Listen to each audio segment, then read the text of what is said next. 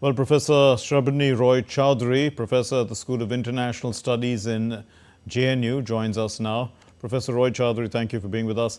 Will it be easy for Ishiba, to extend his coalition to garner the 18 seats that he needs?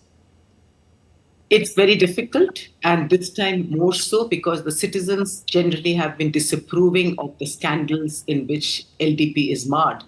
However, past experience of non-LDP coalitions have been very bad. In the sense, 2009 when Hatoyama, displaced LDP, there was a revolving door prime ministership. Almost every year we had one prime minister, which is not very good for a country like Japan. As Ishiba today said, it is both politically is a political instability in a security challenge as well as economic challenge country does not augur well. So maybe Ishiba might pull in a few smaller parties into his folds in the coming 30 days. Professor Roy Chowdhury, also, how long do you think this process is going to take for government formation? Because, it's impacting, as you did say, the economy is going to be impacted, the security environment is being impacted, so time is of the essence. Technically, the rule book says 30 days in which this whole, the parliament has to convene and then the leader has to be chosen. What usually happens in a Japanese case is that here there would be a number of candidates who would begin, and then they will slowly come down to two candidates. But even with two candidates, you might have a different problem because of the two, one might not see a clear winner. And if the person wins with only few, then, the entire instability actually will continue, though in upfront there would be a prime minister. Also, is Japan, as you did mention, the revolving doors, it's returning to that pre-Shinzo Abe period where they had, a steady stream of short-term prime ministers, and that actually did, for the last 20 years, I think, except for Shinzo Abe, that was going on.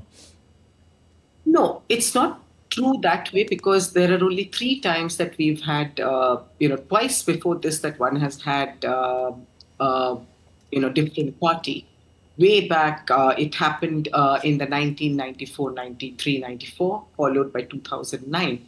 But both the times, the oppositions were not able to, garner strength, and LDP actually made a very good move to come back. In this particular case, the only difference is you have the Democratic Party of Japan, who is actually been the DPJ, that is Democratic Party of Japan 2009, one of the leaders who was also the prime minister between 2011 and 2012. He has been promoting very strongly for an opposition to work out its differences and be the change. And if he is able to garner strength, which he has already reached out to the trade union leader, and if he is able to garner strength, especially from Democratic Party of for the People, then I think they can pull it off. But there are differences among the smaller parties and the way they look at the security concern and how they interpret constitutions, and which becomes the reason why there would be differences even among, if they want to form a coalition, but they will have to work out how they would want to look at the security interpretation. Professor Roy Chowdhury, Japan has depended on the US in terms of security, and we see that the US is going in for an election as well. So there is this situation of uncertainty to some extent. And then, of course, China says it's an internal matter of Japan, the current hung parliament. How would you view this situation from, the way China has responded? Of course, we don't know what North Korea has said, but one presumes that they are very much, they and China would act in concert.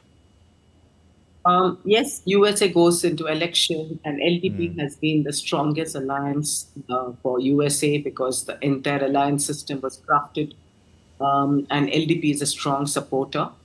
Um, but what is more or less in line is the Constitution Democratic Party of Japan also actually approved of the alliance system.